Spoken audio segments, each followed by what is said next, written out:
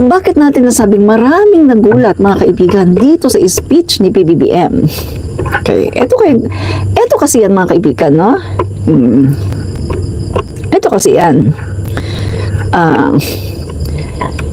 Dito po sa speech ni PBBM, meron po ditong part na, okay, alam naman natin, di ba? Nasa Davao del Norte sila.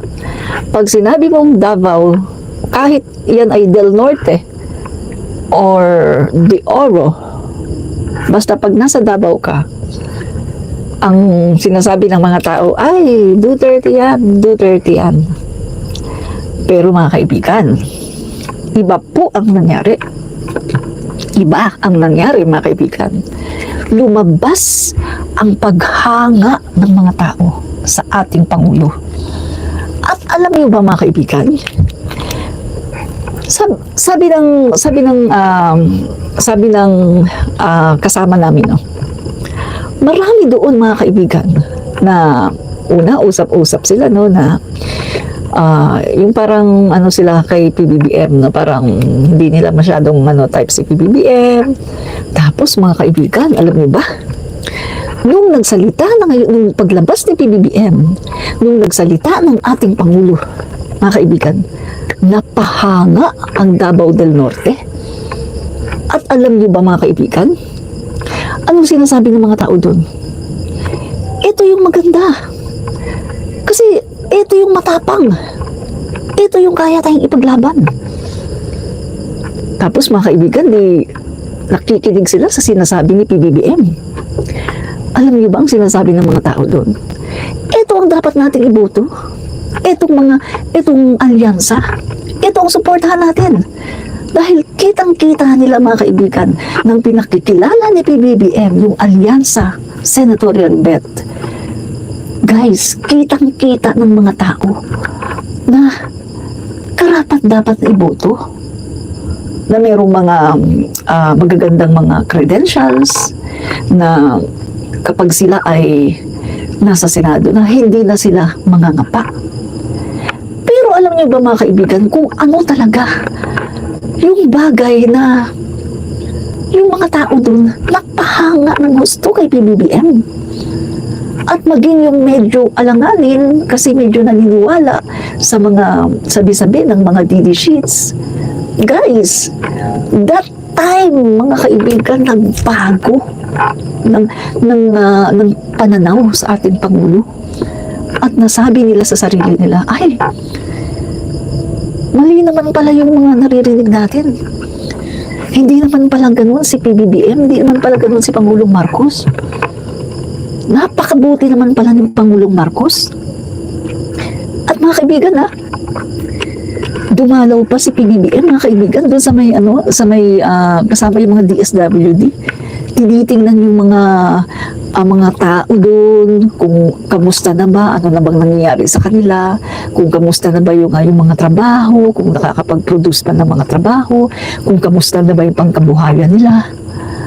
Guys, alam niyo ba, marami doon na dati ay medyo nag-aalangan kay PBBM at medyo naniniwala sa mga Duterte.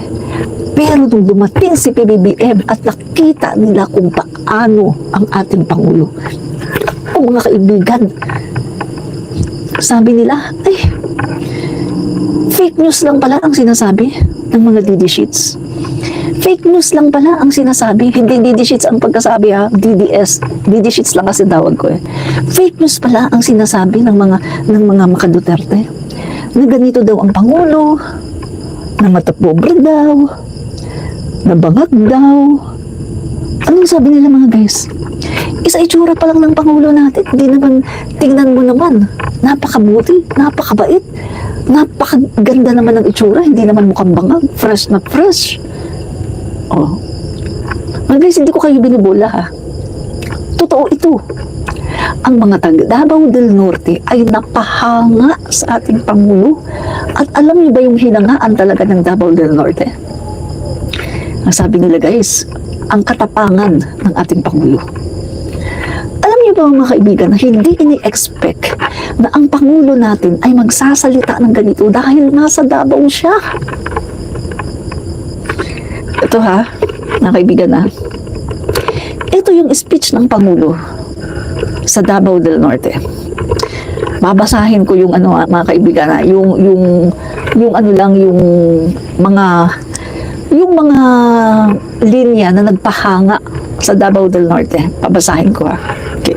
Sabi dito mga kaibigan, ang sabi ni PBBM, no? Ito yung nagpahanga talaga sa Davao del Norte, mga kaibigan, no? Pinahanga ni PBBM ang buong Davao del Norte. Ito yung sinabi niya.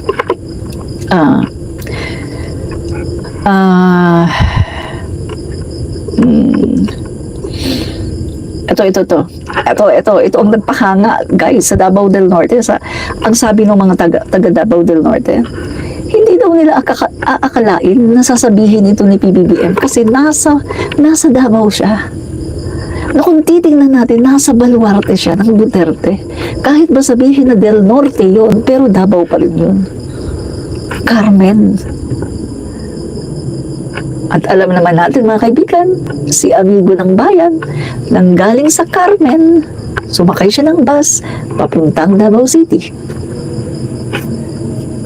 At doon sa bus, hindi pa nakakarating ng Davao City, Chugi. Diba? So mga kaibigan, ito ang part na ito na talagang ang mga taga Davao del Norte ay napahanga ng gusto kay PBBM. At ang sabi, hindi daw akalain na sasabihin ito ni PBBM. At sobrang napahanga sila dahil ang tapang daw pala ng Pangulo natin. Walang sinasanto kumbaga. Eh syempre Marcos yan eh. Marcos yan eh. Matapang talaga yan. Hindi yan umuurong. Ang Marcos, matapang yan guys. Hindi umuurong yan. Rhea, good evening po Ma'am Admin Rich. Good evening din po sa inyo, Rhea. Yan. So ito mga kaibigan ha. Ito. Pakinggan nyo ha. Itong sinabi ni PBBM. Narinig lang natin noong isang araw. Wala daw pag-asa. Siguro sa kanila walang pag-asa. Kaya papatay na lang sila ng 15 na senador. Talagang sa bagay, mahirap naman yung ibang tao ang iniisip lang nila pagka ang kaisa-isang solusyon sa lahat ng problema ay pumatay pa ng Pilipino. Nakakapagtaka kung bakit ganon. Alam niyo ba mga kaibigan, hindi akalain ng mga Dabawenyo na sasabihin niya ni PBBM kasi nandun siya sa baluarte ng Davao. Nandun siya sa baluarte ng Duterte at ng Kibuloy. Pero wala siyang takot na sinabi niya yun sa harap ng mga Dabawenyo na kung saan baluarte yun ng Duterte. Kahit sabihin mo pang Del Norte yan. Pero at least Davao yan. Diba? Kaya mga kaibigan, ang sabi di umano ng mga taga Davao, ito ang kailangan natin. Mabuti na lang meron tayong ganitong Pangulo na talagang matapang. Hindi puro salita, hindi puro ngaw-ngaw na ngaw-ngaw, pero ipinapakita ang tapang. At nung pinakilala ng Pangulo yung kanyang nagsasalita ang Pangulo, grabe mga kaibigan, ang hiyawan. Talagang ang daming mga tao nag-cheer talaga sa Pangulo.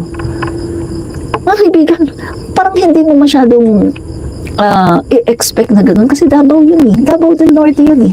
Mindanao yun eh. So hindi mo masyadong i-expect na talagang mag-cheer sa kanyang mga tao. Pero doon mga kaibigan, nag-cheer sa kanya ang mga tao. Ano pa? Sabi pa niya dito sabi pa niya dito, ngunit maiintindihan mo rin dahil kung ako nga ay nasa kabilang partido at itong mga ito ang kaharap natin, ay naku, baka sasabihin ko mahirap na kampanya ito dahil mabigat ang kalaban. Mabigat ang kalaban dahil tingnan nyo muna kung kikilatisin natin sila ng isa-isa, napakatingkad po ng mga record nila. Napakaganda ng kanilang mga naging performance sa kanilang iba't ibang inuupuan na mga posisyon sa pamahalaan. Kaya't isa-isa silang magaling. Pinagsama-sama pa natin silang lahat ay talagang nakakagulat na ang kanilang tibay at lakas. Kaibigan, no? So binanggit ng Pangulo natin, no? Kung sino-sino to. Senator Cayetano, Lacson, Lapid, Marcos, Pacquiao, Revilla, Soto, Tolentino. So binanggit ng Pangulo natin, no? Tapos mga kaibigan, sabi pa niya dito, nakita niya naman itong mga nakaharap po sa inyo. Sila ay sanay na.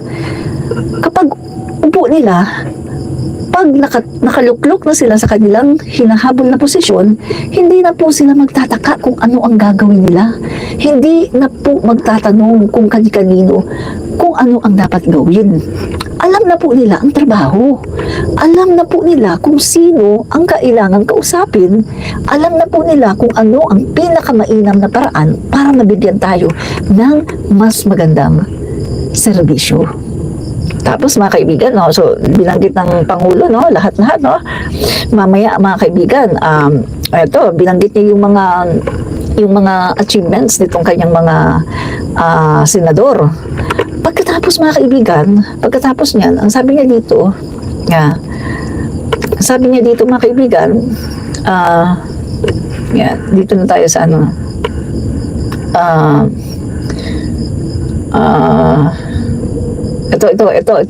ito mga kaibigan, talagang nung narinig ito ng mga Dabawenyo, sabi nila, oo nga ano, mga kaibigan, maraming nakarealize ng mga Dabawenyo na, oo nga ano, babalik pa ba tayo sa nakaraan na kung saan siga-siga ang mga Duterte?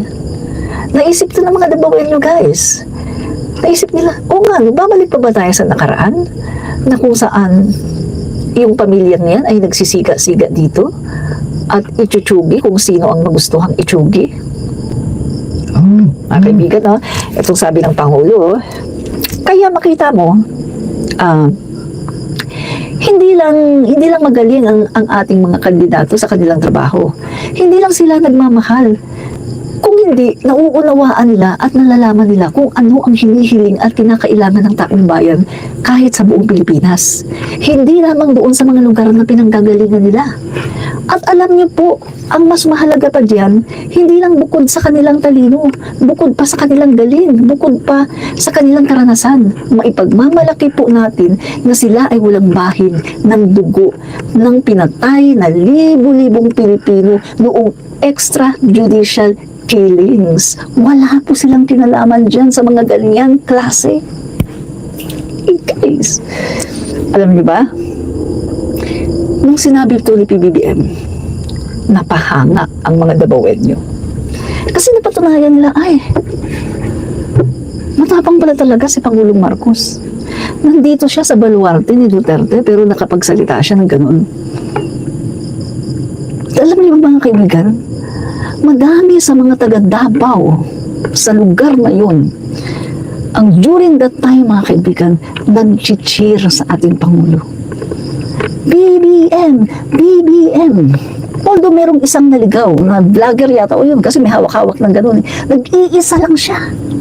Sumisigaw siya ng Duterte. Nag-iisa lang siya. Hindi na siya nahiya. Ang kapal na mukha.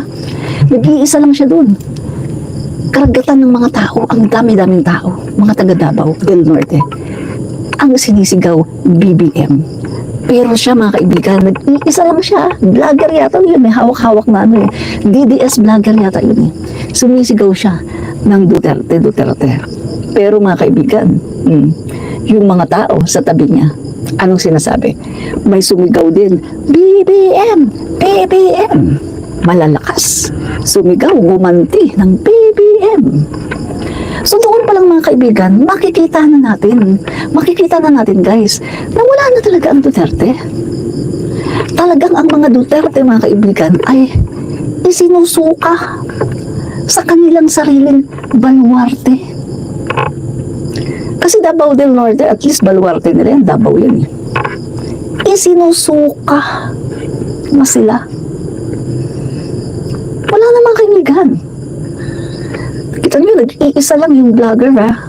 Nag-iisang vlogger, DDS, may hawak na, yung pang-vlog, may hawak siyang gano'n. Sabi niya, Duterte, Duterte. Nag-iisa lang siya, ha? Oh, anong nangyari? Oh, sinigawan siya, BBM, BBM. Yung mga nasa paligid niya, sumisigaw ng BBM. Sabi ko sa kanya, mga kaibigan, wala na talaga ang mga Duterte. Talagang panis na sila talaga. Panis na, laos na ang mga Duterte. As in, laos. Wala na mga kaibigan. Laos na sila. Tapos, ito pa mga kaibigan, ha, sinabi ni PBBM, ha. Ito pa yung sinabi niya. Wala sa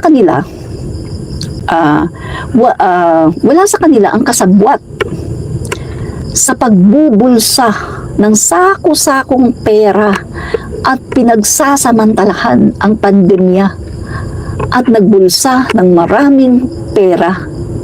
Pinabayaan na lang na iyong ating mga kababayan ay mamatay sa sakit, ay magkasakit o mamatay. Guys, sinabi to ni PBBM sa Davao del Norte, baluarte ni Rodrigo Duterte.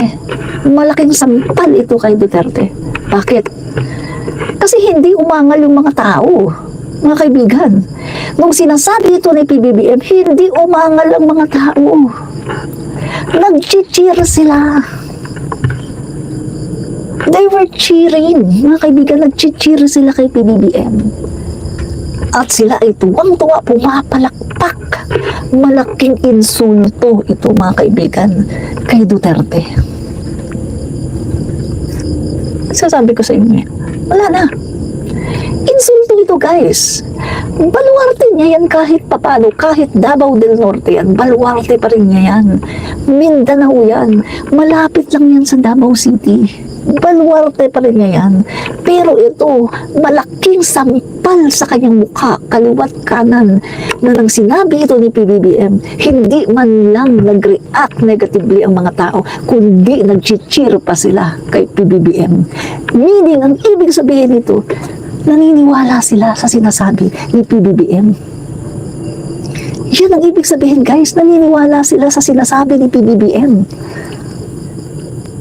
Siguro eto na yung pagkakataon na etong mga taga-Davao ay maglalakas loob na i-express yung kanilang feelings doon sa ginawang extrajudicial killings ni Duterte. Kasi dati, mga kaibigan, wala eh.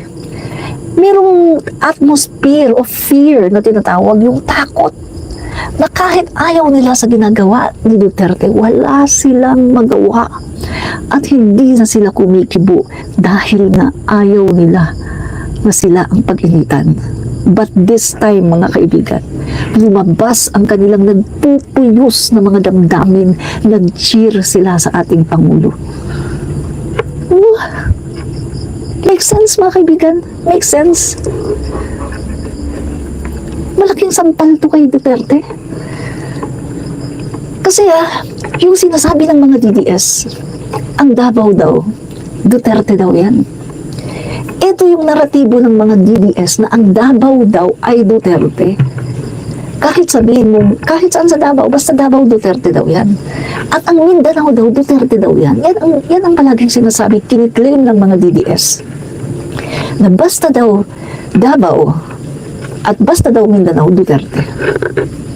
Ngayon, paano nyo ito mare-reconcile? How can you justify and how can you reconcile na habang sinasabi ni PBBM tungkol dito sa extrajudicial killings, tungkol dito sa sinasabi ni PBBM na wala sa kanilang kasabwat, wala po silang kinalaman dyan sa mga tungkol daw sa mga EJK, habang sinasabi ito ni PBBM, hindi man lang nag-react negatively ang taga Davao, kundi nag-cheer pa sila kay PBBM na kitang-kita mo sa kanilang mga mukha na sila ay natutuwa at naniniwala at nag-a-agree sa sinasabi ng Pangulo. So meaning to say, mga kababayan, wala na talaga ang mga Duterte. may sinusuka na talaga ang mga Duterte. Kasi kayo, tatanungin ko kayo ngayon, may mga DDS dito, tatanungin ko kayo, hindi ba kayo maiinsulto? Halimbawang kayo si Duterte at sinasabi nyo na ang Davao ay baluarte nyo, sinasabi nyo na ang Mindanao ay baluarte nyo, tapos may pumunta doon na Pangulo katulad ni PBBM, nakalaban ninyo, pagkatapos nagsalita against sa inyo, pagkatapos nalaman nyo na lang yung mga taga Davao hindi man lang nag-react negatively, hindi man lang siya binu, hindi man lang siya sinabi na bumaba ka na dyan, Marcos bangag, di ba? Hindi man lang siya binu, hindi man lang siya kundi nag-cheer pa sa Pangulo. Nakitang-kita mo na nag-a-agree sila sa sinasabi ng Pangulo. Hindi ba kayo maiinsulto doon? Mga kaibigan, maiinsulto kayo dyan. Kaya ngayon, sa tingin ko si Duterte ngayon, nagpupuyos ang damdamin ni Duterte ngayon. At palagay ko baka umiiyak ngayon ang puso ni Duterte dahil nalaman niya ngayon, wala na sa kanya ang Davao. Malamang ngayon mga kaibigan, umiiyak ang puso ni Duterte. Kasi hindi man lang siya pinagtanggol ng Davaoenyo.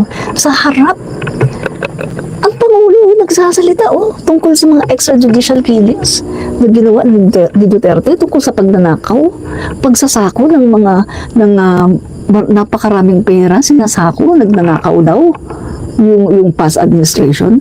Pagkatapos yung mga nanonood na taga Davao, wala man lang say. Hindi man lang nila pinagtanggol yung Pangulo nila Duterte, wala man lang silang negative reaction sa sinasabi ni PBBM, hindi man lang nila binubu. Guys, nag-a-agree sila sa sinasabi ni PBBM. Nag-a-agree sila. Malaking insulto to kay Duterte. Pinapalabas lang nito mga kaibigan na talagang wala ng kontrol si Duterte sa Davao. At nawala na rin ang tiwala sa kanya ng mga Davaoenyo. At nawala na rin talaga yung pagkagusto ng Davaoenyo sa kanya. In short, wala na yung trust ng mga Davaoenyo kay Duterte. Nawala ng lahat. Malaking insulto to, guys. Ang laking insulto nito. Ano pa? Sinabi pa ni PBBM, ito pa, wala rin sa kanila nasipsip sa China at tuwang-tuwa, sumisigaw, tuwang-tuwa pagka yung ating mga Coast Guard ay binubomba ng malalaking barko. Hindi po sila sumasang-ayon sa mga ginagawa na hinaharang ang ating mga mangingisda para at ninanakaw ang kanilang huli. Sila, pinaglalaban po namin sila. Guys, wala na namang nag-react negatively. Ang mga Davaoenyo na nanonood, nag-cheer pa kay PBBM na nagpapakita na naniniwala sila at sinusuportahan nila ang sinasabi ng Pangulo. This is a big insult to the Duterte camp. Insulto ito mga kaibigan. Malaking insulto ito kay Duterte. Kasi dapat ito dapat ito, solido dapat ito, baluarte niya dapat ito kasi Davao ito Davao. Pero bakit hindi man lang siya pinagtanggol? Hindi man lang inano ng mga tao si PBBM na bumaba ka dyan. Wala. Mga kaibigan, tuwang-tuwa pa yung mga tao sa sinasabi ni PBBM at nag-cheer pa sila sa Pangulo. Ang ingay nga, nag-cheer sila sa Pangulo. BBM! Talagang nag-cheer sila mga kaibigan. Ang laking sampal nito kay Duterte. Sobrang malaking sampal ito mga kaibigan kay Duterte. Hindi ko lang alam kung makakayanan ito ni Duterte o baka mamaya magpakamatay siya sa sobrang sakit nito mga kaibigan. Hindi natin alam kung anong gagawin niya mga kaibigan. Kapag hindi niya ito nakayanan, maaring magpakamatay siya, mga kaibigan. So, ano pa?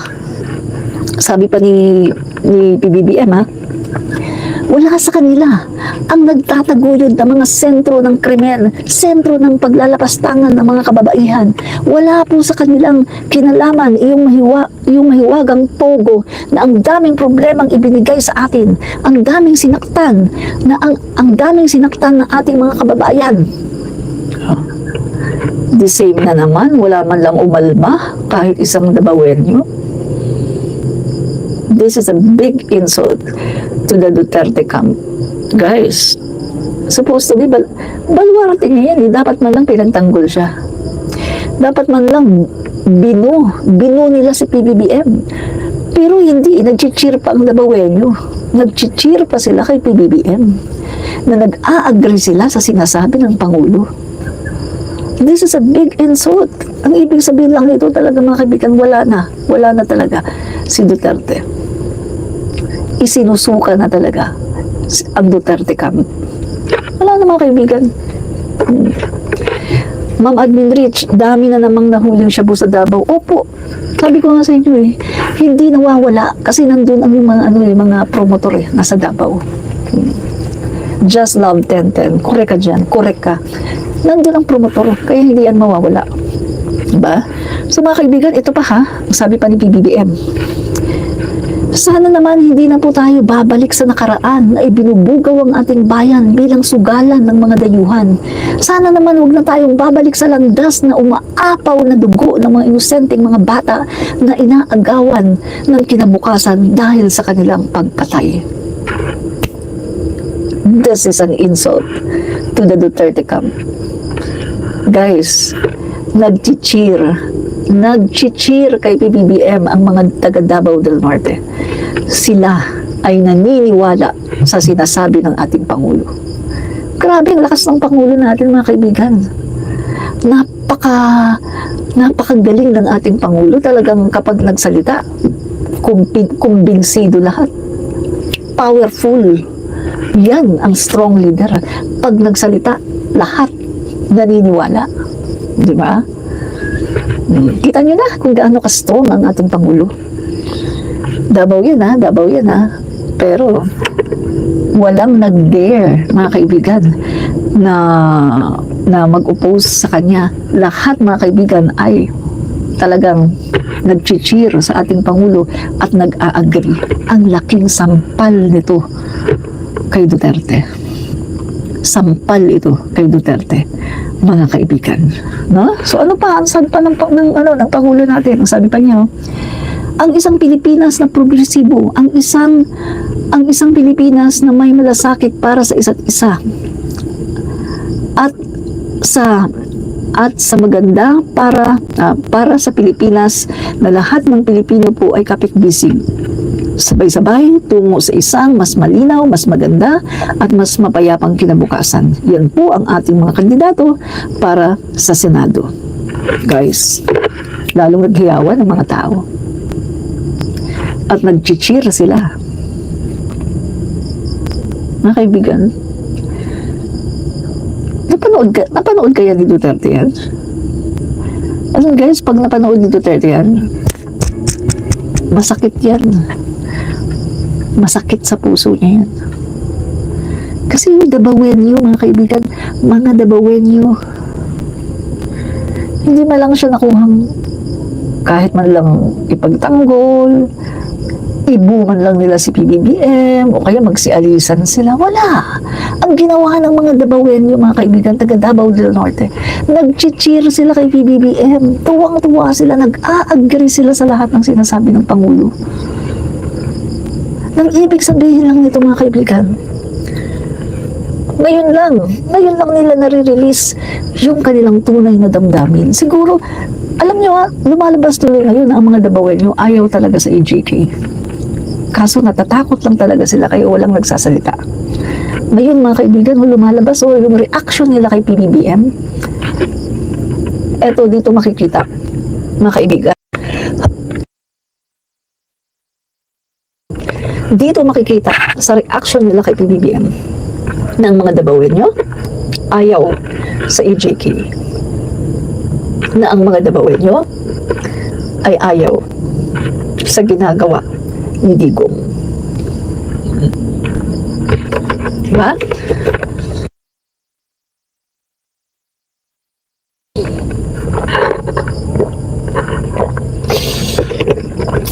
Sabi ni Juanito Santos, parang ang hirap mo paniwalaan. Hindi naman kita pinipilit na maniwala ka sa akin o hindi. Hindi kita pinipilit. Maniwala ka o hindi, nasa iyo yan. No? Hindi kita pipilitin. So guys ang laking sampal nito. Pag napanood ni Duterte yan, sampal sa kanya yan. No? Kaliwat kanan. Parang tinutusok yung kanyang dibdib. Biruin mo, mga Dabawenyo, hindi ka na nila mahal. Si PBBM na ang kanilang minamahal na Pangulo. Basang-basa na ang image mo, Duterte.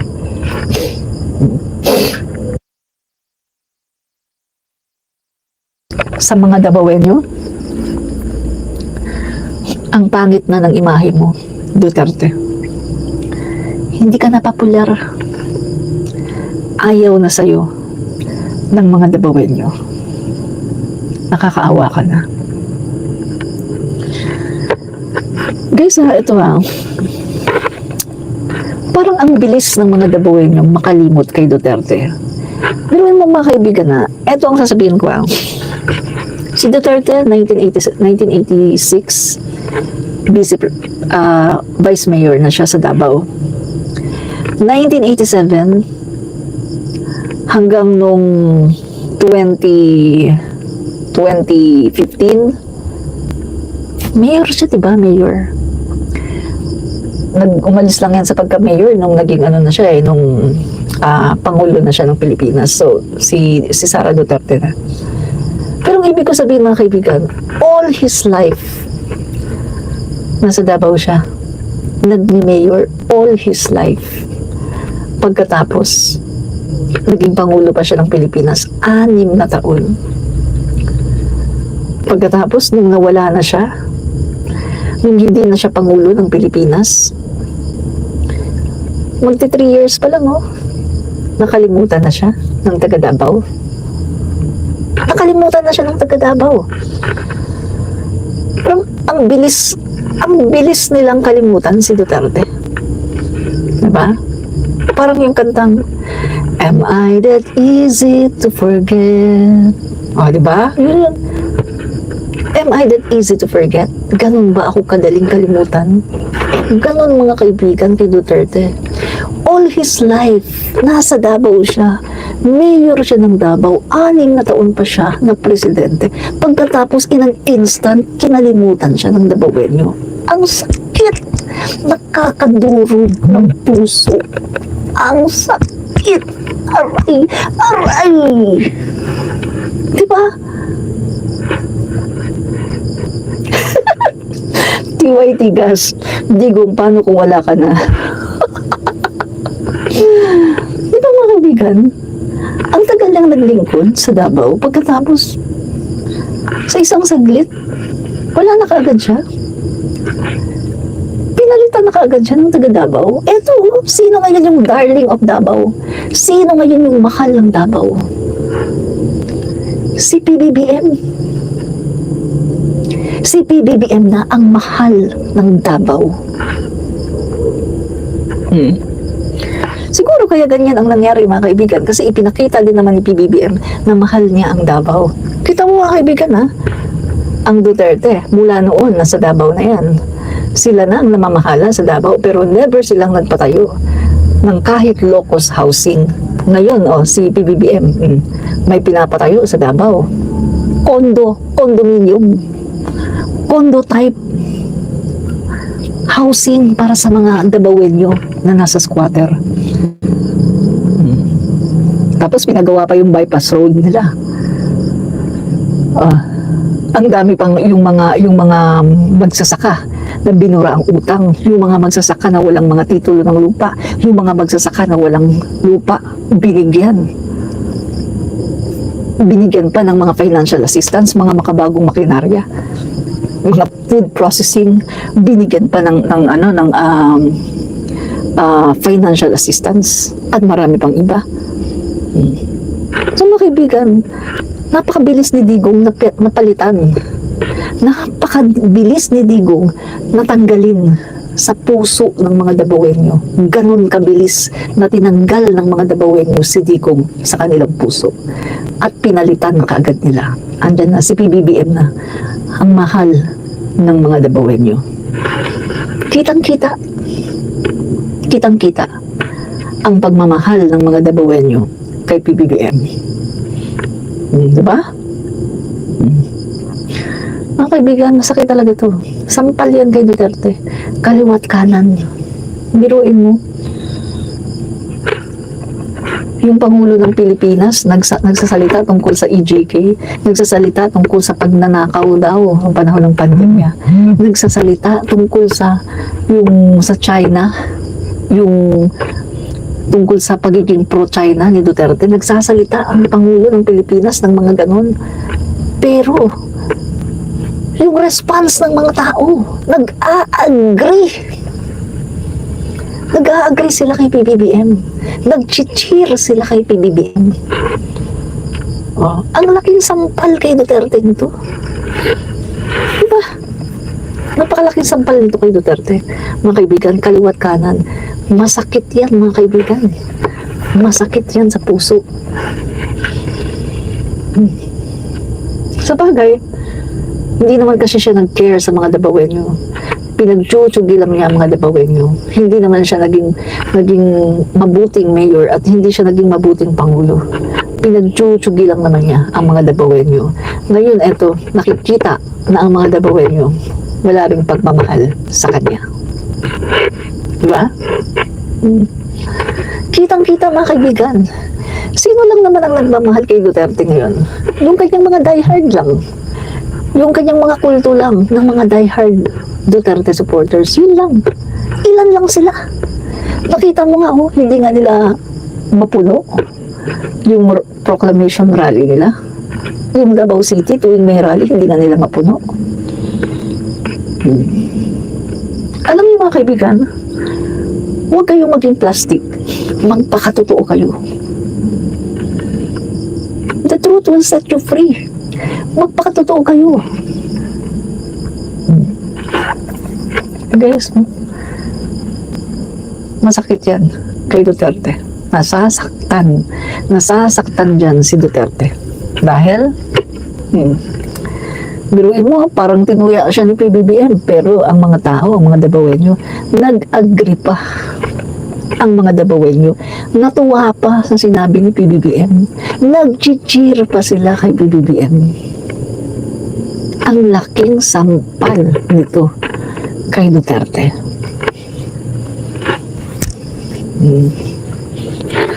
Mga kaibigan, isa pa. Dito talaga natin makikita na si PBBM ay isang strong leader at isang persuasive leader at leader na kapag sinabi niya lahat talaga sumusunod. Remember si Digong, panahon ng election 2021, wala siyang mga kandidato. Yung mga kandidato niya sa liwa, nag-aaway, hindi niya kayang i-unite, hindi niya kayang i-gather, nag-aaway, pataasan ng ere. Refleksyon yan ng pagiging weak leader ni Digong. Refleksyon yan na si Digong ay walang leadership skills kasi hindi niya kayang buuin ang kanyang mga kandidato. Hindi niya kayang pagsamahin ang kanyang kandidato. Hindi niya kayang sabihan na ganito tayo. Wala siyang leadership skills si Digong. Pero tingnan mo ang Pangulo natin. Guys, noong 2021 pa nga lang pinakita na ng Pangulo natin na napakaganda, napakagaling niya pagdating sa pag-unite ng tao, sa pag-iipon ng tao. Napakagaling ng Pangulo natin sa pag-perform ng alyansa. Diba, nabuo niya ang unity. Ang daming sumama sa kanya. Ang galing ng Pangulo natin. Samantalang si Digong, siya ang Pangulo nun supposed to be, nasa kanya lahat ng makinarya. Na kay Digong dapat ang lahat ng resources during that time, pero hindi niya kinaya.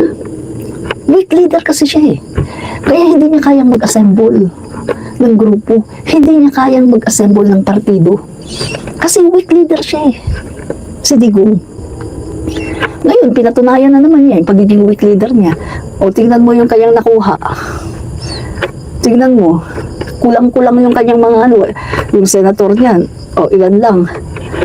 Kongresista niya. O, may kongresista ba siya? Ilan lang. Parang wala nga yata eh.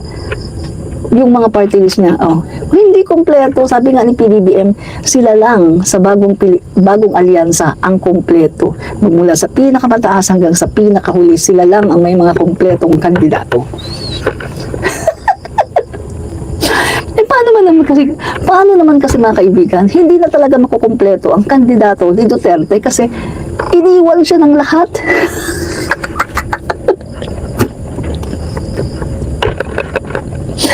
Lahat pumunta kay PBBM.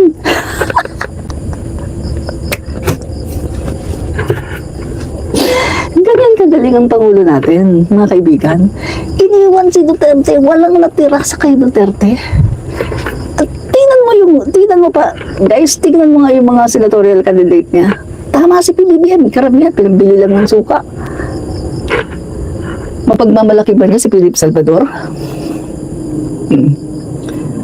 Bukod sa babaero, yung mga anak niya hindi sinusustentuhan. Isang salita lang ni Chris Aquino dyan, huwag niyong ipaboto si Philip Salvador. Wala nga yung sustento kay Josh. Pagkatapos may gana pang maging senador. O, isang salita lang ni Chris dyan. Hindi talaga yung mananalo. Artista? My God. Tingnan mo yung mga senatorial bet ni Digong. Walang-wala sa senatorial bet ni PBBM. Tapos meron pang si Digong, meron pang most wanted ng FBI.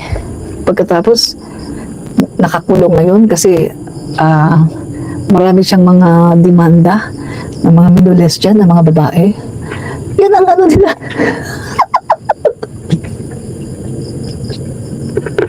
Yan. Yung mga senatorial bet ni Digong, puro may sabit.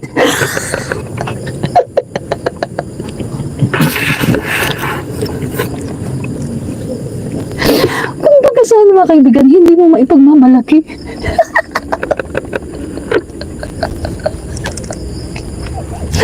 Puro may sabit, mga kaibigan.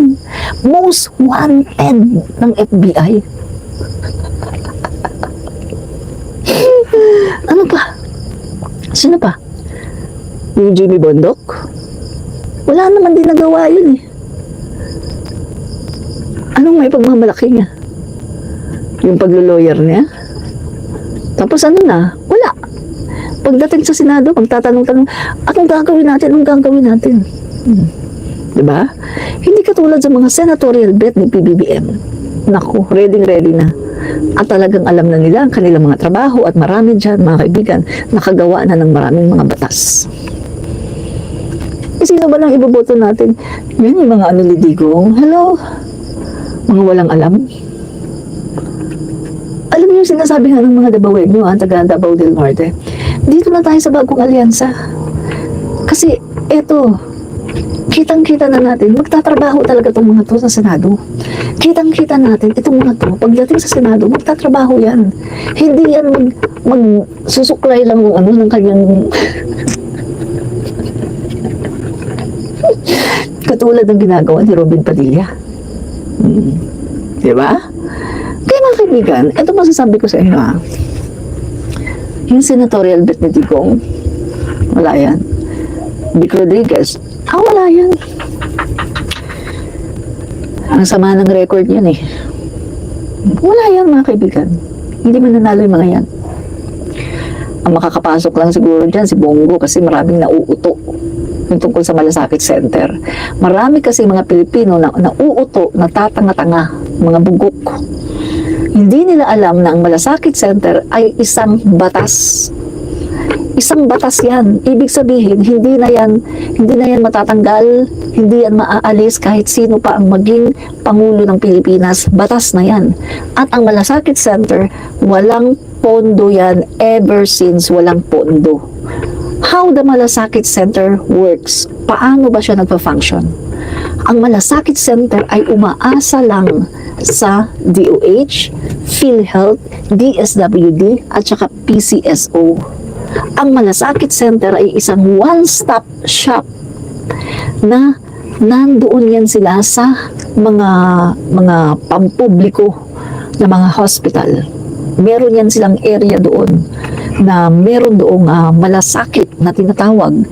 At kapag ikaw ay mahirap, hindi mo kayang mag-avail, hindi mo kayang magbayad, pupunta ka lang doon sa malasakit area. No? Pagkatapos, sasabihin mo ganito, hindi mo kaya magbayad, ganyan-ganyan.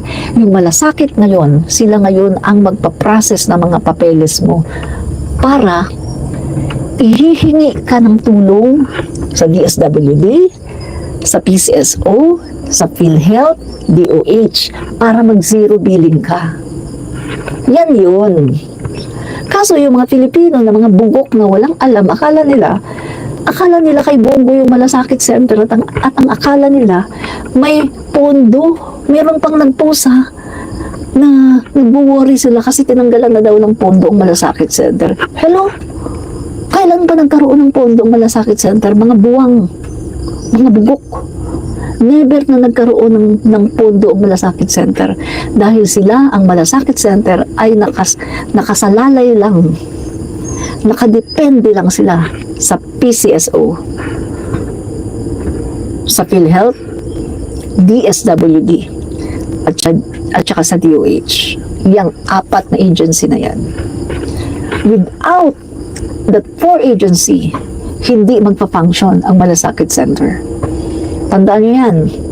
Without this four agency, PhilHealth, PCSO, DSWD, at saka DOH, kapag wala yan, hindi magpa-function ang Malasakit Center. Sinasabi ko lang sa inyo to kasi marami sa inyo bugok. Karamihan sa mga bugok, mga DD sheets, ang akala ng mga DD sheets, ang Malasakit Center ay may pondo. Mga bugok kasi kayo. Kaya hindi nyo alam. Kaya madali kayong maloko ng mga tao.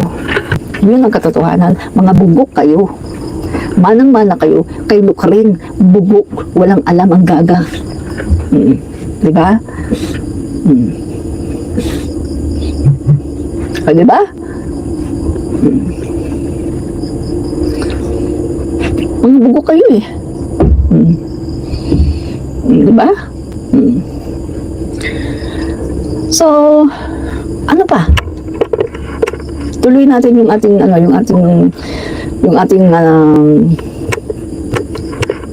topic. Yan. Yan, tuloy natin ang topic natin, ha? Nakakatawa naman si Manong. Kasi naman si Duterte nangako ng 7 pesos na bigas. Ayan tuloy, yan. Gipikatan ni Manong si Lukring, oh. Sabi ni Manong kay Lukring, oh. Nakakatawa si Manong. Yan. So, anong pang sabi ni PBBM? Yan. So, sabi pa ni PBBM, ito po ang ating pagkakataon na dalhin ang Pilipinas sa magandang lugar. Ito ang ating pagkakataon na maglagay po tayo ng ating mga leader na sila ang mangunguna para dalhin ang Pilipinas sa mas magandang kinabukasan. Ang isang Pilipinas na progresibo, ang isang Pilipinas na may malasakit, no?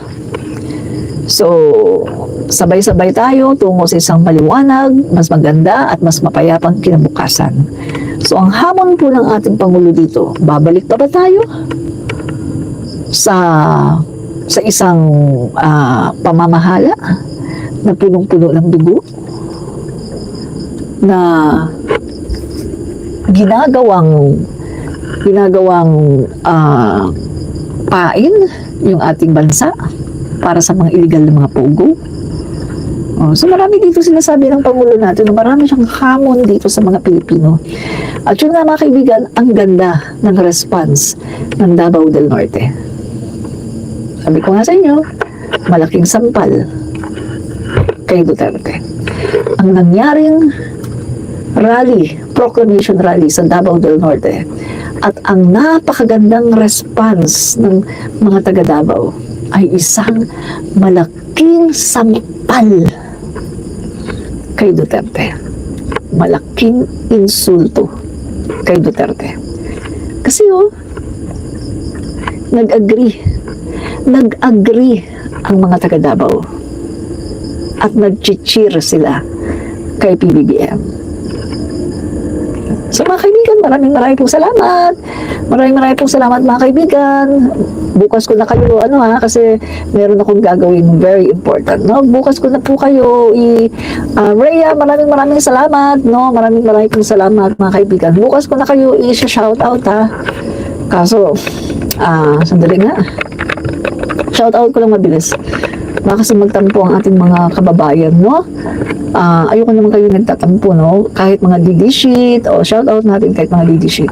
Maraming salamat kay Lando Imperial sa panonood, Saro Toby, Chetsong Unsan, maraming salamat. 02 Romel Anunuevo, maraming salamat. Edith Rivas, maraming salamat. Uy, maraming salamat sa palipad, Rhea, no? Uy, pinaliparan ako ni Rhea. Maraming pong salamat sa iyong palipad, no? At maraming pong salamat din kay Redentor Jaka, Altea, Speed Sports Channel. Shout out. Madaming mga DD sheet dyan, madam. Ha. Oo nga, madaming DD sheet, no?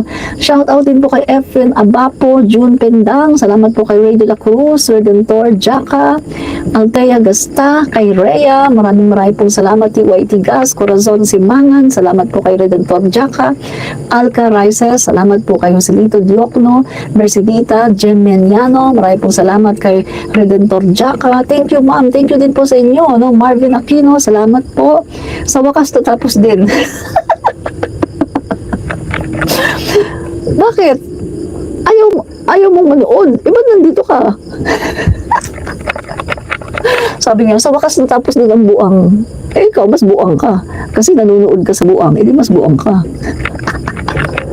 Alma Sanchez, marami pong salamat kay Mercedita Heleniano, June Pendang, salamat din po kay Adolfo Pedregosa, Rhea, marami pong salamat. Team PDP Suka, sinusuka na sa Davao, correct. And Adolfo Pedregosa, salamat kay Rolando Basarte, Alma Sanchez, salamat po Mercedita Heleniano, salamat din po kay Altea Gasta, Ray de la Cruz, Rolando Basarte, Ray de la Cruz, Alma Sanchez, salamat po, no? Kay Bench Vecina, salamat po kay June Pendang, thank you po kay Mercedita Gemeniano, salamat din po kay Albert TV Squad Forever, salamat po kay Marvin Aquino, salamat din po kay Ray de la Cruz, June Pendang, thank you din po kay Ray.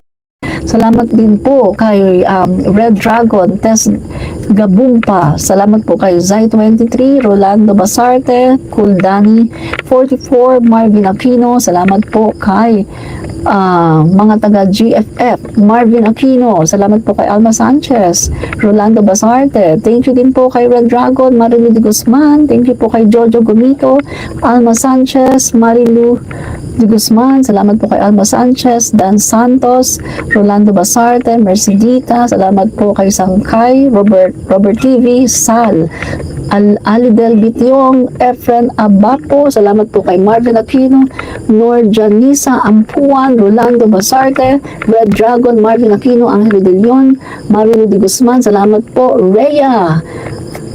Salamat din po kay Nor Janisa Ampuan, Rodolfo Basarte, Marilu de Guzman, at Rolando Basarte, Marilu de Guzman, Altea, Rhea, Ghost in the Wire, Jeffrey Pigar, Marilu de Guzman, Roland Montero, June Atienza, Sangkay Robert, Edgar Afabol. Salamat kay Dan Santos, Mercedita, Jenna Soriano, Marvin, Alidel Bitiong, Oyo, Edgar Afabol, Sangkay Robert TV, Nympha Fitalgo, Edgar Afabol. Salamat din po kay Roland Montero, June Atienza, Ghost in the Wire, Sangkay Robert TV. Salamat kay Altea Gasta, Oyo, Edwin Balang. Salamat po kay Jefferson Boscato, Elva Perseverancia. Salamat po kay Mark Joseph Capadosa, Ging Tulabing. Salamat po kay Rhea. Yan. So, salamat din po kay Roland Montero. Pobre Manggagawa Mix TV. Maraming salamat kay Oyo Oyo, Goes in the Wire, Jean Rose Labro, Christ Word Chords, TYT Gas. Ouch, it hurts. Ang bilis nyo nakalimutan si Digong. Ore ka dyan, TYT Gas. Ginto Labing, Antolinda Maubelio. Maraming salamat din kay Elva Perseverancia, August TVC.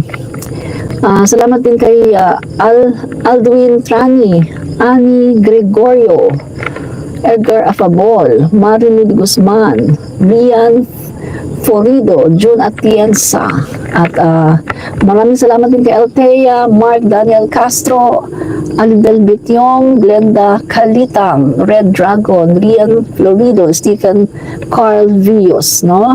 So maraming pong salamat mga kaibigan, no? Pedemar ng Batak, Giovanni Parba, maraming pong salamat mga kaibigan. Fight fake news, expose the truth. Bye, and God bless us all. Bye.